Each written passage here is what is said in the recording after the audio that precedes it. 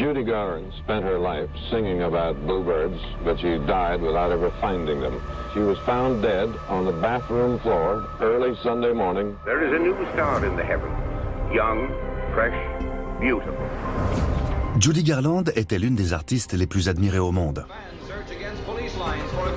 Enfant star, devenue superstar, elle a au cours de sa longue carrière enchaîné rôles légendaires comme Dorothy dans Le Magicien d'Oz et les performances remarquées comme une étoile aînée.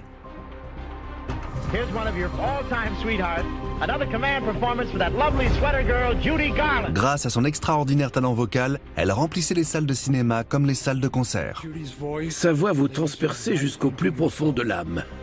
Elle était aussi célèbre pour son immense talent que pour sa vie privée turbulente et sa vie sentimentale orageuse. Le matin du 22 juin 1969, Judy Garland est retrouvée morte à son domicile londonien. Elle n'avait que 47 ans. La mort soudaine de l'une des femmes les plus célèbres d'Hollywood fait naître rumeurs et spéculations.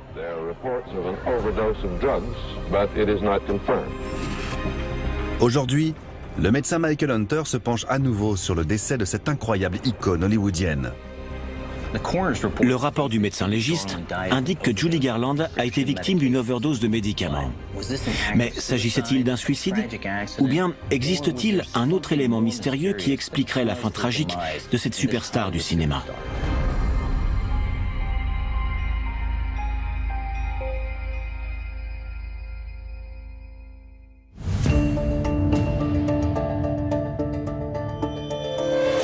Le docteur Michael Hunter est un médecin légiste de renommée mondiale. Il a pratiqué plus de 4000 autopsies dans le cadre d'enquêtes.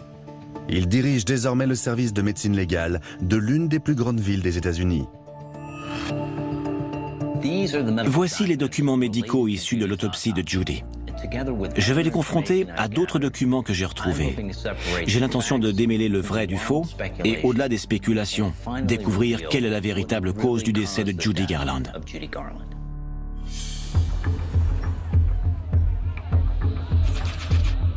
15 mars 1969, Londres. 3 mois avant sa mort. Judy Garland épouse son 5e mari, le musicien et propriétaire de boîte de nuit Mikey Deans.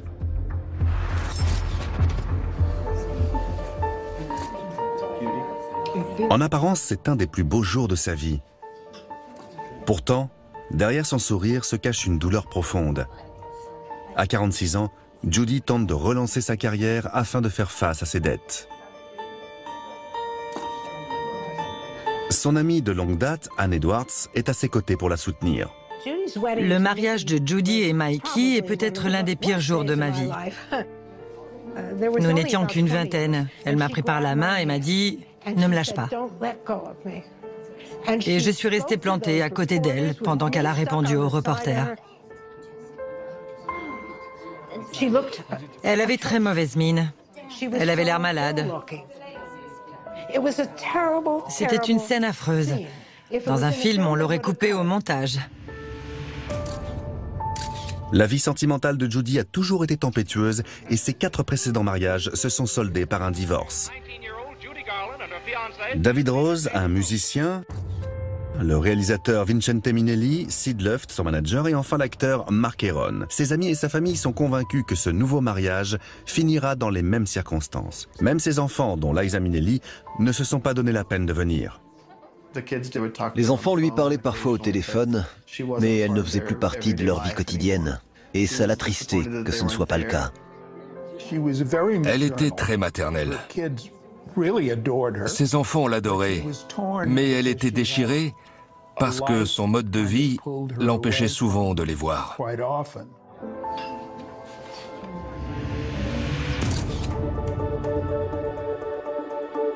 Judy Garland est née le 10 juin 1922. De son vrai nom Frances Baby Gum, elle est la 3e fille de Ethel et Frank, 2 acteurs de vaudeville de Grand Rapids dans le Minnesota. Elle fait ses débuts sur scène à seulement 2 ans et demi pour un spectacle de Noël. Elle avait un talent naturel et surtout l'envie irrésistible de jouer sur scène. L'artiste en herbe et ses sœurs sont élevées par leur mère Ethel. En 1967, Judy donne une interview à Barbara Walters, accompagnée de 2 de ses enfants, Lorna et Joey Luft. My mother was truly a stage mother, a mean one, wasn't she? She was very jealous because she had absolutely no talent. She would sort of stand in the wings when I was a little girl, and if I didn't feel good, if I was sick to my tummy, she'd say, "You get out and sing, or I'll wrap you around the bedpost and break you off short." So I'd go on and sing.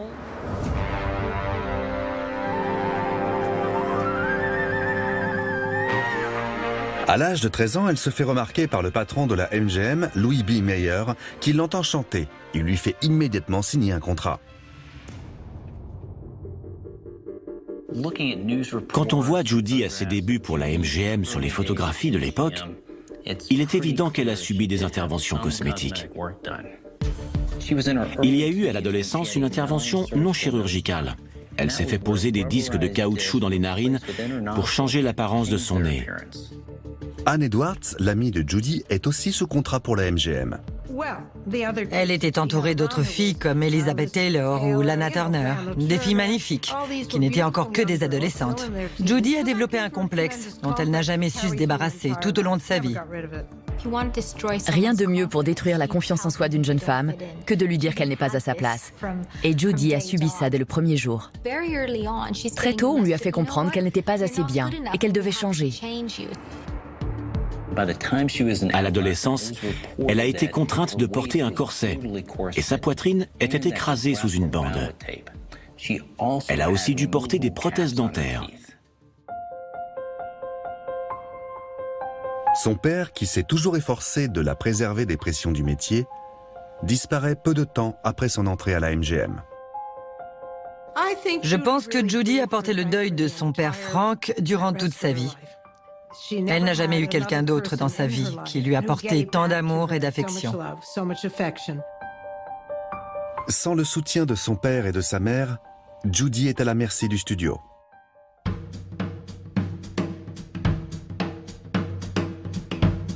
Le résultat, un rôle qui lance la carrière de la jeune comédienne de 17 ans dans Le Magicien d'Oz. Après Le Magicien d'Oz, sa carrière a décollé. Elle est devenue une grande star. Tout le monde connaissait Dorothy. En apparence, Judy Garland est une superstar hollywoodienne.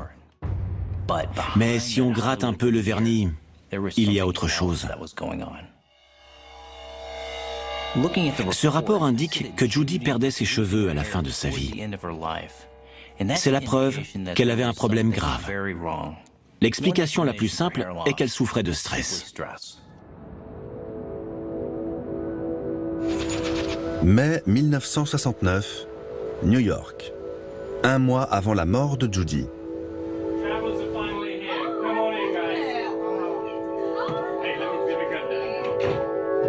Elle arrive à New York avec son mari Mikey Deans. Endettés, ils n'ont pas les moyens de séjourner à l'hôtel et sont accueillis dans la chambre d'amis de Charles Cochrane, une ancienne connaissance. Elle avait du mal à boucler les fins de mois. Je pense qu'à cette époque, elle était fauchée. Le couple espère finaliser un accord commercial, prévoyant qu'une chaîne de cinéma prenne le nom de Judy.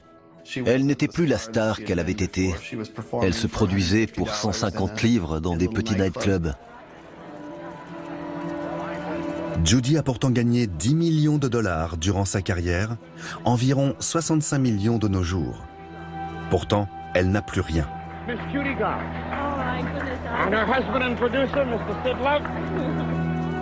Sa fortune a toujours été gérée par ses proches, dont son troisième mari, Sid Luft. Elle m'a dit quelque chose que je n'oublierai jamais. Je pourrais pleurer rien que d'y repenser. Sid possède tout ce que je suis. Je ne peux même pas mourir sans son accord. Elle payait les factures et lui gardait l'argent.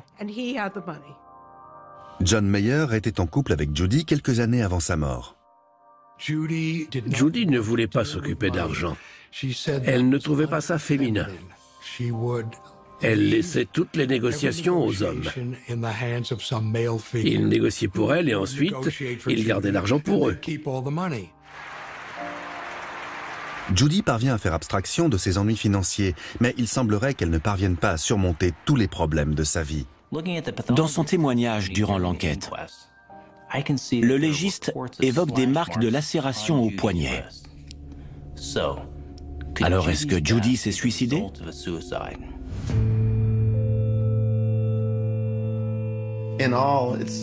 On dit qu'en tout, Judy aurait tenté 25 ou 30 fois de mettre fin à ses jours.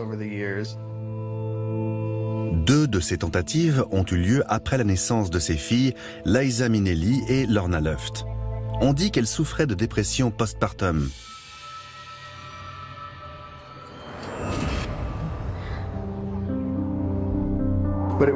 En général, il s'agissait de blessures superficielles. C'était plutôt des appels au secours. Elle a souvent répété au cours des années qu'elle n'avait aucune envie de mourir. Mais quand je regarde plus précisément le rapport, il apparaît que les blessures au poignet étaient cicatrisées. Donc, elle n'est pas morte en se taillant les veines. Mais ces tentatives passées peuvent-elles nous indiquer ce qui a fini par provoquer la mort de Judy Garland?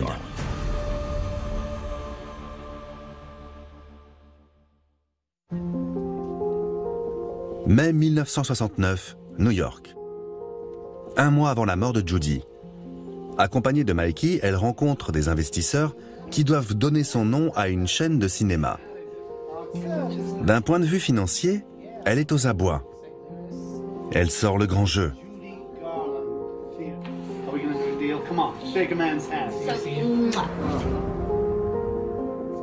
Le docteur Hunter a découvert quelque chose dans son dossier médical qui aurait pu l'aider à garder son sang-froid. Entre les articles et les témoignages de proches, il semble clair que Judy a consommé pendant très longtemps des médicaments sur ordonnance. Les plus importants d'entre eux sont des amphétamines, aussi appelées speed ou stimulants. C'est une molécule de synthèse. La respiration et le rythme cardiaque augmentent. Le consommateur se sent plus alerte, plus énergique et plus sûr de lui. Était-elle profondément dépendante? Ou s'agissait-il de prise occasionnelle?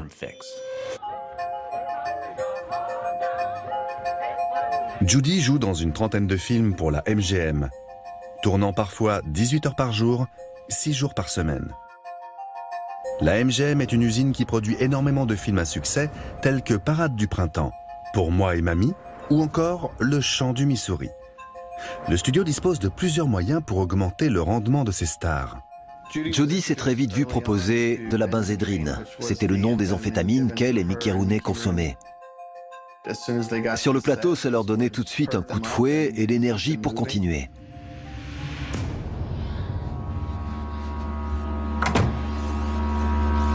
À la fin de l'adolescence, Judy est devenue accro aux amphétamines. Elle n'a que 19 ans quand elle s'écroule dans les studios.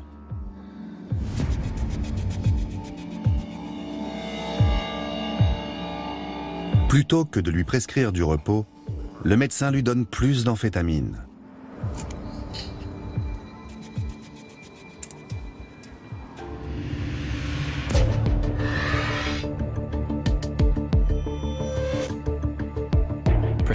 Prescrire des amphétamines à une personne qui vient de s'écrouler d'épuisement est tout à fait irresponsable. Ça peut être très mauvais pour le corps et pousser un corps déjà faible à aller au-delà de ses limites. À 26 ans, Judy ne maîtrise plus sa dépendance aux pilules magiques. Durant le tournage du film Annie, la reine du cirque, son comportement devient ingérable. Soit elle ne venait pas, soit elle venait et s'enfermait dans ses loges pendant des heures. Et tout le monde l'attendait. Le studio finit par la licencier. Après 16 ans au sein de la famille MGM, Judy se retrouve seule. Sa dépendance augmente.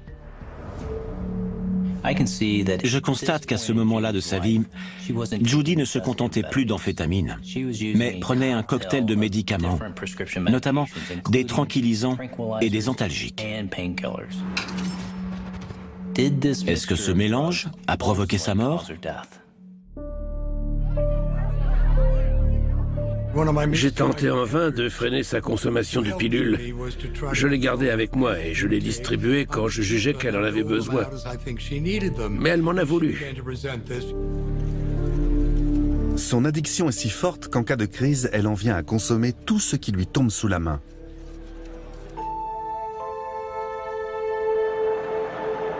Juin 1969, New York. 2 semaines avant sa mort.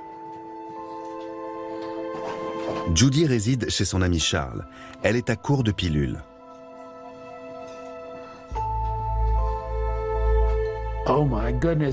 J'avais un chien qui avait la gale, donc j'avais plein de cachets pour le soigner.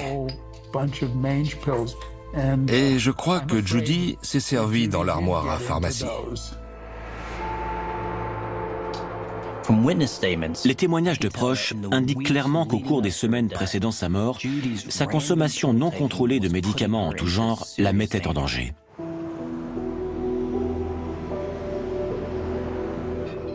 Plus tard ce jour-là, Charles, Anita O'Day et Claire Hogan se joignent à Judy.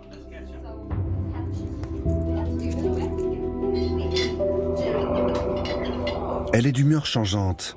Elle vient de prendre un cocktail de pilules.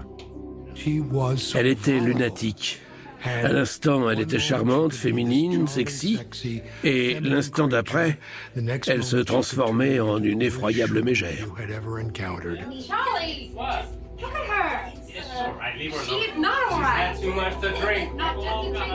Anita ne supporte plus le comportement de Judy. Tout à coup, la chanteuse s'évanouit.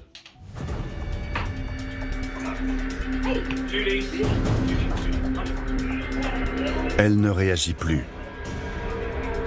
Il faudra plus de 6 heures à Claire et Charles pour la réveiller. Elle était secouée par ce qui venait de se passer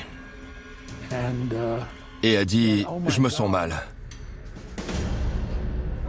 Je pense que personne n'a compris la gravité de la situation. Sinon, quelqu'un aurait fait quelque chose. On l'aimait tous beaucoup. Si l'on en croit les témoignages, les drogues étaient tellement omniprésentes dans la vie de Judy qu'elles sont devenues son principal moyen de survie. Il est probable qu'elle considérait les médicaments et l'automédication comme un moyen d'échapper à la douleur, à l'anxiété et à tous ces autres démons. La polypharmacie, c'est-à-dire le mélange de substances, peut être dangereux et même fatal. Cependant, la nuit de sa mort, elle n'avait pas pris d'amphétamine, ni de tranquillisants ou d'antalgiques. Malgré tout, le fait qu'elle en consomme aussi régulièrement aurait dû éveiller d'autres craintes. Les amphétamines sont utilisées comme stimulants, mais également comme coupe-faim ou comme pilules d'amaigrissement. On ne connaît pas le poids de Judy lorsqu'elle est décédée, mais on estime qu'elle pesait entre 38 et 42 kilos. Elle mesurait 1,49 m, ce qui donne un indice de masse corporelle de 17. Donc elle était maigre et sous-alimentée. Alors je me pose la question, Judy souffrait-elle d'un trouble du comportement alimentaire? Les problèmes de poids de Judy ont commencé lors de son entrée à la MGM. Louis B. Meyer a dit « C'est pas vrai, qu'est-ce qu'on va faire avec cette petite grosse un peu pataude ?» Judy prend les amphétamines fournies par le studio afin de rester éveillée sur les tournages, mais également pour arrêter de manger. Le studio voulait que Judy soit mince pour la caméra, pas plus de 42 kilos. Personne n'y voyait d'objection et tout le monde ignorait les effets à long terme d'une telle pratique. Le studio surveille également tout ce que mange Judy. Tout le monde autour d'elle mangeait des hamburgers et des frites, tandis qu'elle devait se contenter de bouillon de poulet. À cette époque, le régime de Judy est succinct. Bouillon, café noir, 4 paquets de cigarettes et des pilules toutes les 4 heures. Les dirigeants du studio surveillent étroitement tout ce qu'elle consomme. Un tel régime a forcément eu des conséquences sur sa santé. Son corps a été privé de nutriments essentiels.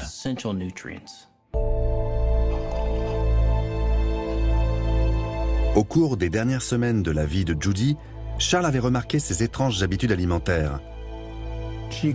Elle pouvait avaler 3000 shakes et dévorer un gâteau au chocolat pour ensuite ne plus rien manger pendant plusieurs jours. Parfois, elle était très disciplinée. Elle demandait des filets de poulet sans la peau. Elle faisait très attention parce qu'elle ne voulait pas reprendre de poids. Judy Garland n'a jamais eu une relation simple avec la nourriture, du type « j'ai faim, je mange, je n'ai plus faim, j'arrête ». Le rapport qu'elle entretenait avec son poids et son corps était plus complexe et malsain. Son régime alimentaire était mauvais pour sa santé.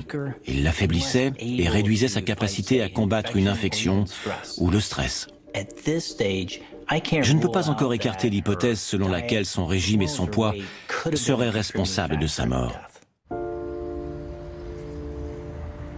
Juin 1969, Londres. Judy est rentrée de son voyage de New York. Elle reçoit par téléphone des nouvelles concernant son accord financier. Les investisseurs avaient décidé de renoncer à utiliser le nom de Judy pour le cinéma. Évidemment, je crois que c'était une grande déception pour elle.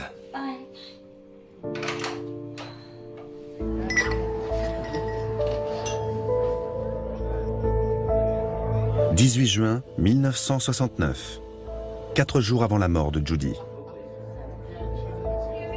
Malgré la mauvaise nouvelle, Judy et son mari ne renoncent pas à leur vie sociale. Ils ont été invités par leurs amis Jackie Trent et Tony Hatch à l'ouverture d'un magasin d'habillement pour hommes à Londres. Ce soir-là, Judy boit des vodka ananas. J'ai ici des informations fournies par son médecin personnel sur une maladie possiblement mortelle. Selon lui, on lui a diagnostiqué une cirrhose du foie 8 ans avant son décès. La cirrhose est une fibrose du foie qui apparaît après une inflammation chronique de l'organe. L'accumulation de lacérations contrarie l'afflux de sang vers le foie, ce qui empêche son bon fonctionnement.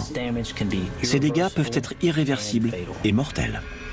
L'abus d'alcool est la plus grande cause de cirrhose. Si en plus Judy avait une consommation excessive de médicaments, le mélange a pu lui être fatal. Je ne l'ai jamais vue beaucoup boire. En général, quand on remplissait nos verres 3 ou 4 fois, elle était encore en train de finir son premier verre. En réalité, le rapport du médecin légiste indique qu'aucune trace d'alcool n'a été relevée dans le sang de Judy à sa mort. Et on ne constate aucun effet à long terme d'abus d'alcool. Alors, si la cirrhose n'a pas été provoquée par l'alcool, elle était peut-être due à une hépatite. Judy Garland is reported recovering today in a Hong Kong hospital from a mysterious illness. La mystérieuse maladie de Judy était une hépatite. Le virus attaque le foie et apparemment le foie de Judy a triplé, voire quadruplé en taille. L'inflammation du foie entrave des fonctions vitales, comme traiter le sang, filtrer les toxines et protéger le reste du corps. L'hépatite a probablement affaibli le système de Judy et mis en danger d'autres organes. Singer came out of a coma after receiving oxygen and other emergency treatment, but she still couldn't speak. On lui a dit qu'elle allait être à moitié invalide. Et elle a répondu « Alors ce n'est qu'à moitié grave ». Ses médecins lui ont dit qu'il était probable qu'elle ne puisse plus jamais chanter. Par miracle, Judy retrouve sa voix et donne l'une de ses plus mémorables performances au Carnegie Hall seulement 1 an plus tard. C'était sensationnel. Sa voix était magnifique, son attitude sur scène aussi. Le public l'a adoré.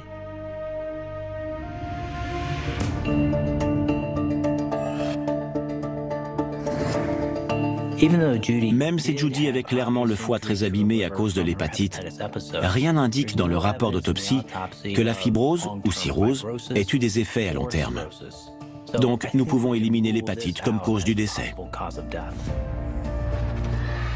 Ceci étant dit, il est évident qu'avec l'hépatite et une prise excessive de médicaments, son foie ne devait pas être en parfait état de marche.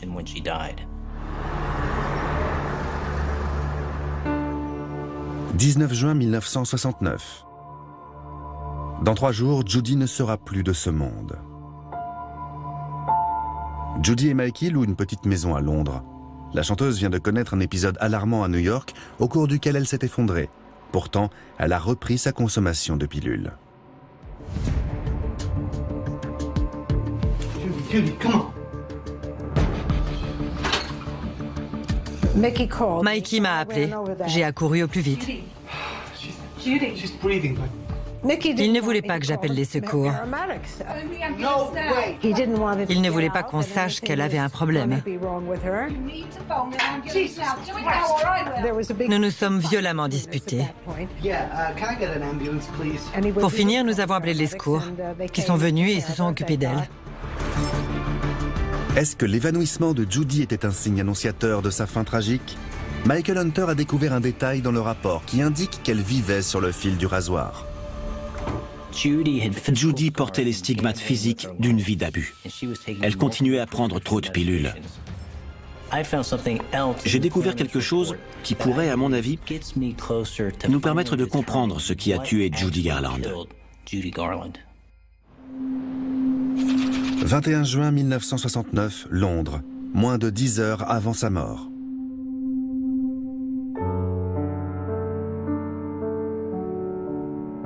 Après 2 semaines mouvementées, Judy et Mikey prennent une journée de repos.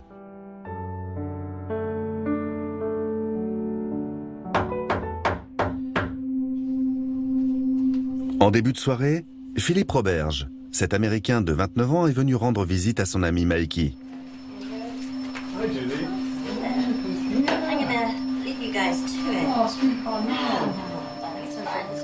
Judy sort de table et monte à l'étage sans dîner.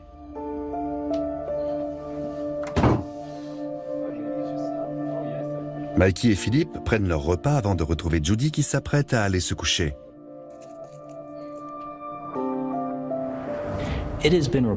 On raconte qu'il y a 2 flacons de barbiturique sur la table de chevet de Judy. Les barbituriques ralentissent le système nerveux central, ce qui permet à toutes les parties du corps de se détendre. Ils ralentissent les fonctions cérébrales et créent un état d'ivresse proche des effets de l'alcool.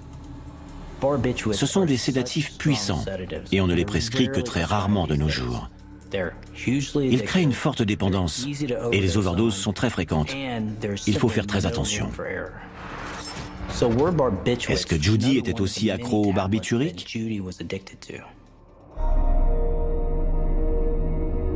Judy a découvert les barbituriques lorsqu'elle était à la MGM. Les comédiens prenaient tellement d'amphétamines qu'ils n'arrivaient plus à dormir. Donc on leur donnait des somnifères. Elle travaillait souvent 14, 15, 16 heures par jour. Elle dormait 2 ou 3 heures et était de retour sur le plateau pour travailler le lendemain. Je pense que le studio n'avait pas conscience des conséquences de la prise d'excitants et de relaxants à l'époque. Les conséquences néfastes de son cycle de sommeil perturbé continueront jusqu'à la mort de Judy. Judy restait éveillée jusqu'à 36 heures d'affilée. Elle vous empêchait de dormir. Pour vous tenir éveillé, elle montait le volume de la radio. Et elle allumait toutes les lumières. Il est 21 h. Judy prend des somnifères.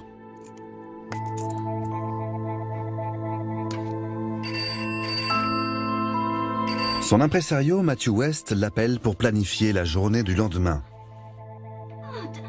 Selon lui, elle semble heureuse et sereine.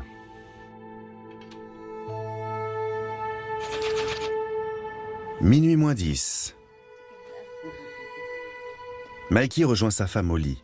C'est la dernière fois qu'il la verra vivante.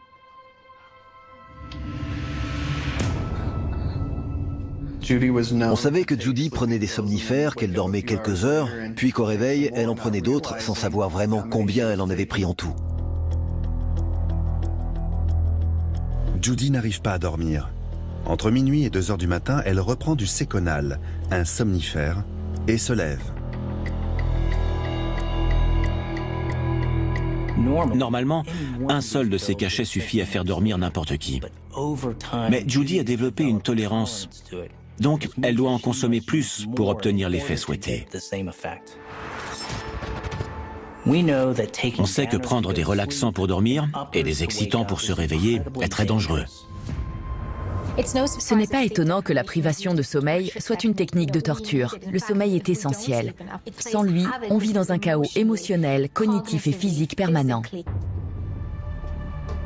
Judy a besoin d'aller aux toilettes et marche jusqu'à la salle de bain. Elle verrouille la porte. Judy est encore éveillée. Elle reprend un somnifère.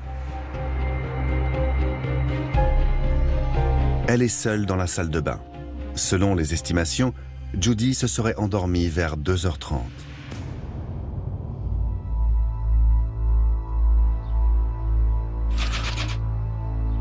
Il est 10h40 le matin du 22 juin 1969. Mikey est réveillée par un appel de Charles Cochrane qui souhaite parler à Judy. Elle n'est toujours pas revenue de la salle de bain.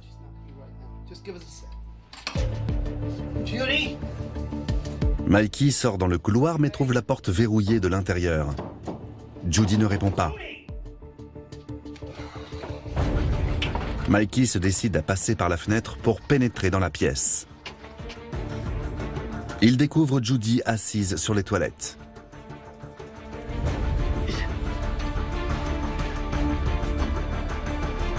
Il tente de la réveiller. Mais elle ne réagit pas. Il la redresse, son corps est raide et froid. Mais tout à coup, elle semble faire une grande expiration.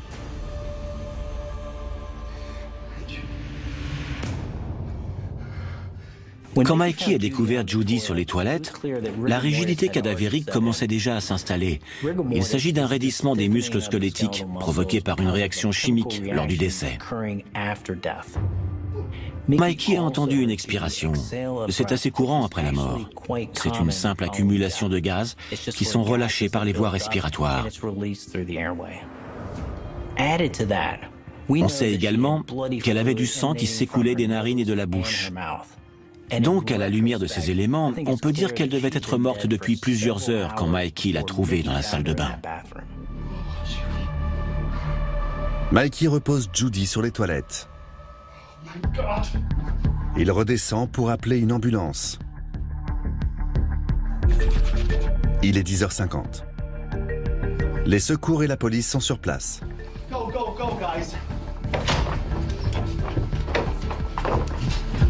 Les ambulanciers prennent son pouls, mais c'est trop tard. Ils ne peuvent rien pour sauver Judy.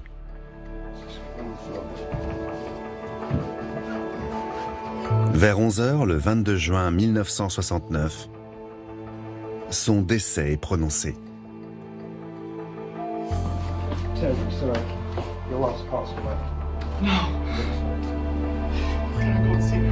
Le monde est sous le choc en apprenant le décès soudain de cette légende d'Hollywood. Judy Garland was found dead on the bathroom floor early Sunday morning. There are reports of an overdose of drugs, but it is not confirmed. Je la connaissais depuis que j'avais 4 ans et demi. Et je l'adorais. Après l'autopsie, le corps de Judy est transporté à New York. Les funérailles ont lieu le 27 juin 1969. Elle était adulée pour sa voix et pour sa manière de chanter. Le pays et le monde entier étaient en deuil.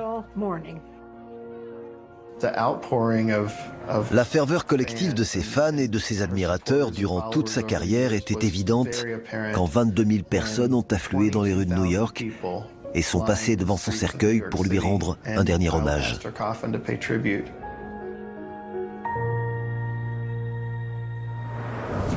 Est-ce que la mort de Judy était un suicide réussi ou une overdose accidentelle? Ou bien cache-t-elle un secret plus sombre encore?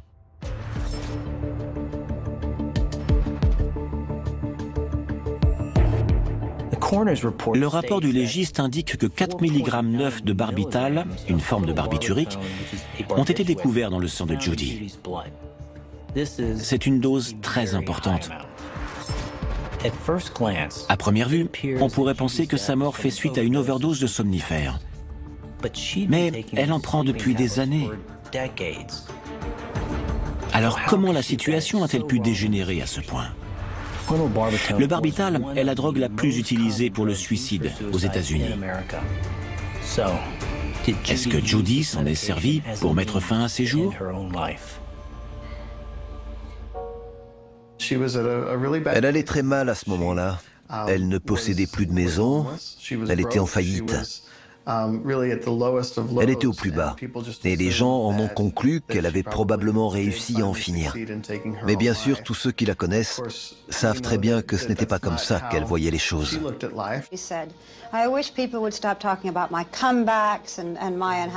Maybe it will distress a lot of people, but I've had an awfully nice life. I think it will surprise a lot of people who kind of like to think of you as a tragedy. You know, the poor little rich girl. Never rich, just poor.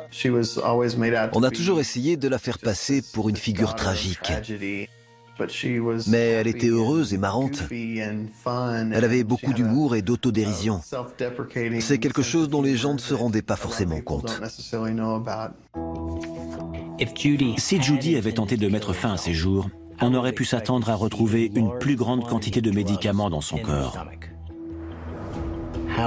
Pourtant, les 4 mg 9 de barbiturique ont été détectés dans son sang et non dans son estomac. Donc pour moi, il est clair qu'elle a pris des petites doses régulièrement pendant plusieurs heures, et non pas une grande dose en une seule fois. En conséquence, je ne pense pas que Judy ait pris une dose massive pour se suicider. Elle voulait faire son comeback. Elle voulait retrouver le succès et redevenir celle qu'elle avait été. Et elle travaillait dur pour y arriver. Si on écarte la thèse du suicide, est-ce que Judy est morte d'une overdose accidentelle? Elle avait développé une accoutumance au barbiturique au fil des années. Donc, elle devait en prendre plus pour trouver le sommeil. Cependant, on sait qu'il est très facile de faire une overdose de barbiturique. Un seul cachet de trop peut provoquer la mort.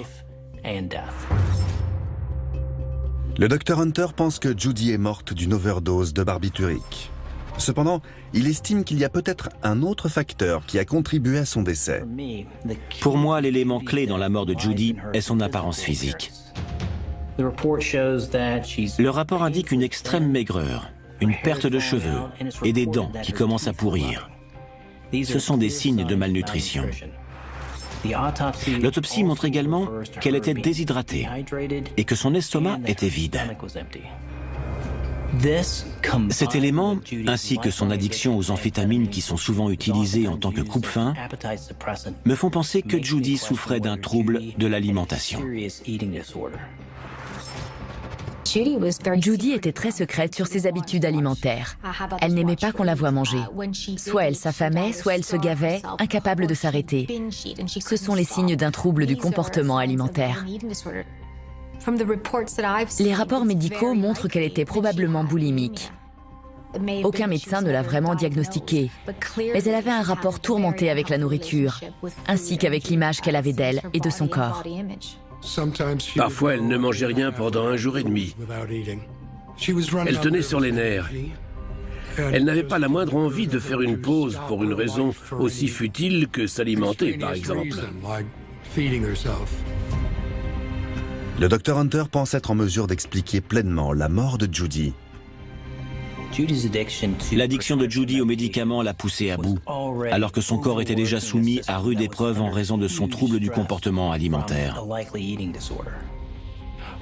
Son corps luttait pour survivre, et ses organes vitaux, en particulier le cœur, étaient affaiblis et n'ont pas résisté. Quand Judy a pris des barbituriques le soir de sa mort, ils ont été absorbés par ses vaisseaux sanguins et ont ralenti sa respiration. Donc son cœur a dû pomper plus afin de faire circuler le sang dans tout son corps, car l'oxygénation du corps diminuait. Des fluides se sont accumulés dans ses poumons, provoquant un édème pulmonaire. En conséquence, ses organes vitaux, comme le cerveau et le cœur, ont été privés d'oxygène. Judy a perdu connaissance avant de mourir. Je suis convaincu que c'est une overdose accidentelle de barbiturique qui a provoqué la mort. Mais son trouble du comportement alimentaire, ainsi que son addiction aux pilules, ont renforcé les risques d'insuffisance respiratoire. C'est ce qui a entraîné sa mort.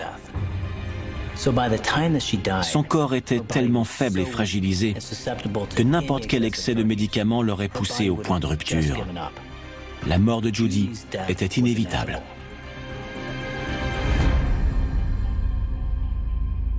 The great talent of our generation, Miss Judy Garland.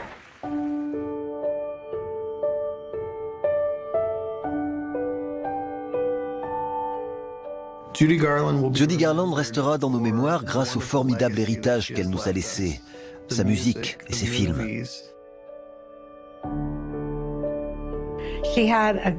Elle avait de grandes qualités humaines. Et c'est pour ça qu'elle était une grande star, sans nul autre pareil. Je n'ai connu personne de plus drôle et de plus chaleureux que Judy. C'était la personne la plus fascinante qu'il m'ait été donné de rencontrer, et de loin. Elle avait un immense talent. Et c'est la personne la plus formidable dont j'ai eu la chance de faire la connaissance sur cette planète.